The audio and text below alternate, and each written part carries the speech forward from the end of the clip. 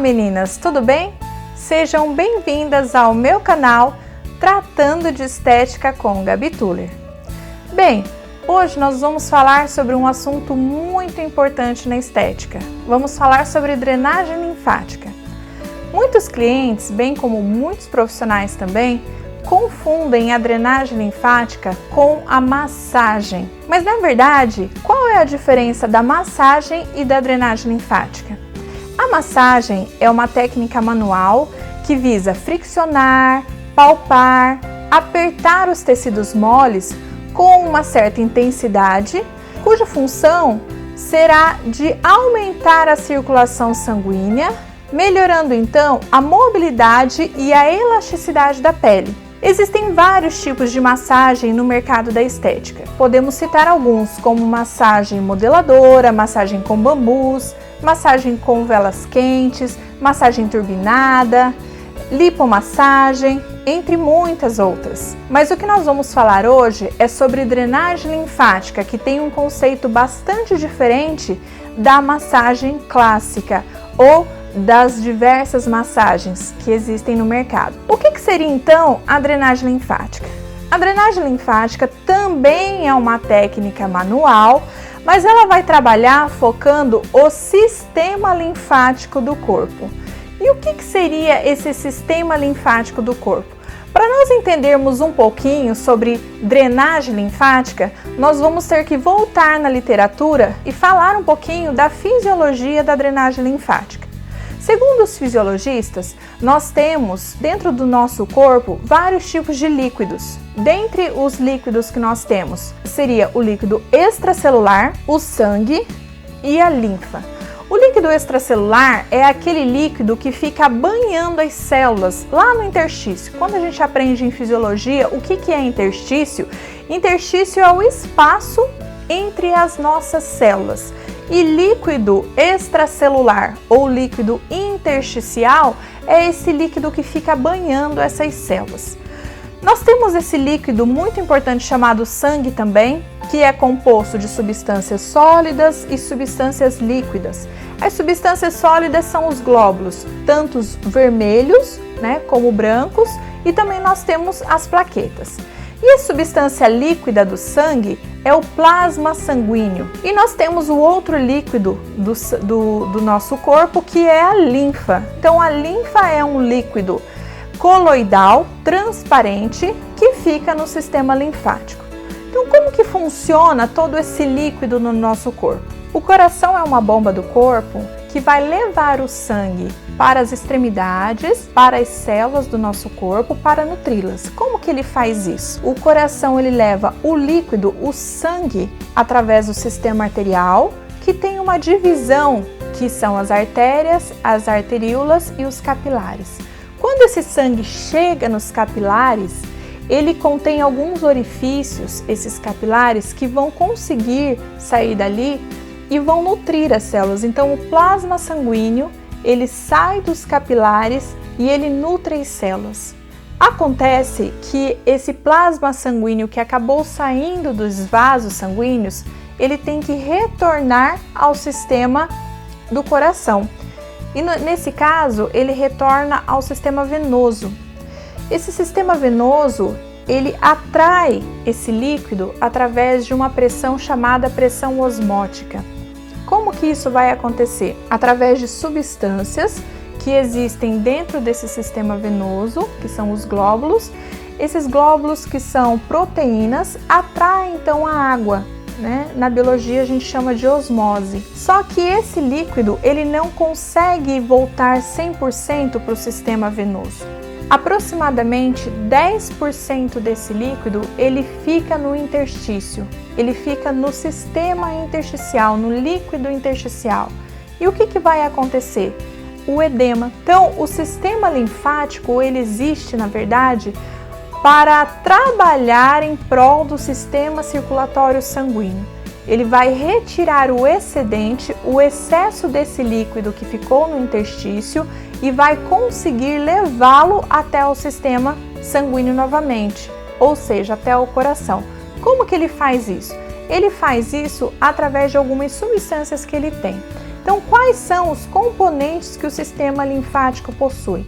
Ele contém os vasos capilares, né? Ou seja, esses capilares linfáticos, que são estruturas muito finas, parecidas com um fio de cabelo. Eles contêm válvulas, então através dessa pressão do líquido intersticial, essas válvulas elas se abrem nesses vasos linfáticos.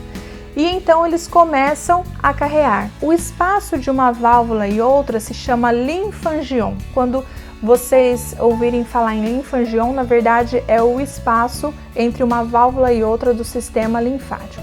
E aí eles vão passando de estruturas um pouco maiores, e essas estruturas um pouco maiores, que são calibres maiores, vão mudando de nome. Então, de vasos linfáticos, nós temos depois os vasos pré-coletores, depois os vasos coletores, e aí nós temos os troncos linfáticos e os ductos linfáticos. Bom, quando essa linfa chega nos ductos linfáticos, elas vão desembocar, né, essa linfa, esse líquido desemboca de volta ao coração. Existem dois tipos de ducto. Existe o ducto torácico, que fica na parte esquerda do corpo, e existe o ducto linfático direito, que fica na parte direita do corpo. O ducto linfático direito, ele vai captar a linfa do braço direito, da cabeça do lado direito e do hemitórax direito. Já o ducto torácico, ele capta a linfa dos membros inferiores, do hemitórax do lado esquerdo, do braço do lado esquerdo e do lado esquerdo da cabeça. O ducto torácico, ele capta muito mais linfa do que o ducto torácico direito. Além de todos esses componentes, o sistema linfático também tem um componente muito importante chamado linfonodos ou gânglios linfáticos. O que são esses linfonodos? Na verdade, eles parecem grãos de feijão e eles são agrupados em diversas áreas do corpo. Nós temos aproximadamente 400 linfonodos no nosso corpo, sendo que 160 estão na região do pescoço ou ângulo venoso. Então nós temos linfonodos na região do pescoço, nós temos linfonodos nas axilas, linfonodos ou gânglios linfáticos na mama, nós temos na parte inguinal e nós temos na região poplítea, que é atrás do nosso joelho. Para que serviria esses linfonodos ou gânglios linfáticos? Eles filtram a linfa e eles contêm dentro deles células defensoras do nosso corpo, ou seja, células que vão trabalhar todo o processo inflamatório. Quando o nosso corpo está com algum problema, nós estamos com febre ou temos um processo inflamatório no corpo, são esses linfonodos que vão trabalhar contra essas bactérias no nosso organismo. Então, chamado de íngua, né? Muitas vezes a gente ouve pessoas mais antigas falarem: a pessoa está com íngua. Na verdade, os linfonodos dessa pessoa estão inchados, porque existe um processo inflamatório no organismo dessa pessoa. Então, por isso são chamados de íngua. Geralmente é na virilha ou pescoço. Bom, e a linfa? A linfa é o líquido que percorre todo esse sistema linfático. A linfa é um sistema coloidal, polifásico, cujo meio de dispersão é a água. A linfa, ela tem um pH basicamente alcalino e ela também é um pouco salgada. Então, a linfa é o nome do líquido denominado quando este líquido está dentro do sistema linfático. Mas quando este líquido está fora do sistema linfático, por exemplo, ele está ali no interstício, ele se chama líquido intersticial. Quando essa linfa ela volta para o sistema circulatório, ela tem o nome de sangue, que é o mesmo líquido, só que muitas vezes eles estão em lugares diferentes, dentro do sangue, dentro do sistema linfático e banhando as células no interstício. Bom, como que a linfa se locomove?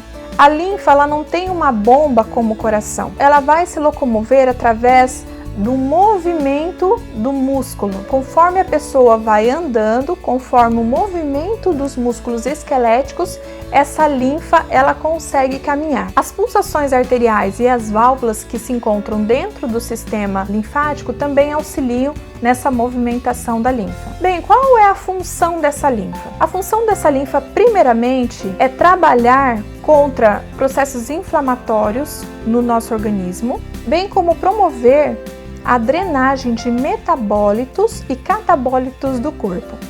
Existem também os órgãos linfóides. Então, o baço, as tonsilas palatinas, as tonsilas faríngeas e o timo também fazem parte do sistema linfático. Bom, eu falei um pouquinho sobre o sistema linfático para vocês entenderem o que é drenagem linfática. Nós acabamos de falar que o sistema linfático ele já funciona, ele não precisa da drenagem linfática. Acontece que as manobras da drenagem linfática auxiliam o processo, ela potencializa, a drenagem linfática vai potencializar a ação da linfa. Existem várias manobras de drenagem linfática e eu vou falar isso para vocês na aula prática, tanto de drenagem linfática facial quanto de drenagem linfática corporal. Para finalizar essa videoaula, eu gostaria de falar um pouquinho sobre alguns mitos da drenagem linfática. Muitas pessoas falam que a drenagem linfática ela emagrece.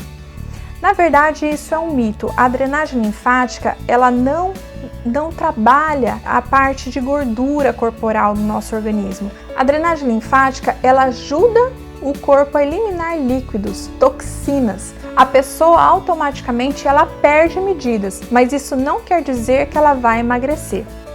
Um outro ponto muito importante também, que eu ouço as pessoas falarem, é que a drenagem linfática dói.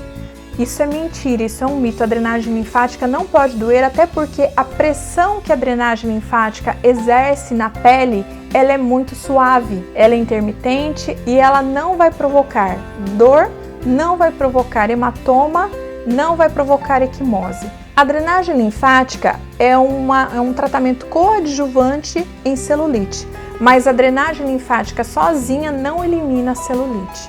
Por quê?